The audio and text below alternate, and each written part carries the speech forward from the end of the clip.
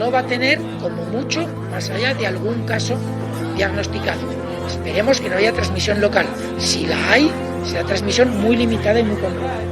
Patriotas, en el día de hoy acabo de comunicar al jefe del Estado la celebración mañana de un Consejo de Ministros extraordinario para decretar el estado de alarma en todo nuestro país, en toda España, durante estos próximos.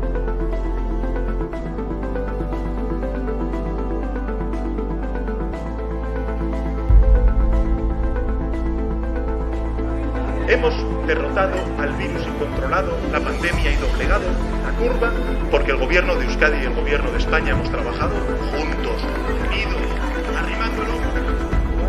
Y con carácter general, se prohíbe la libertad de circulación de las personas desde las 23 horas de la noche hasta las 6 horas de la mañana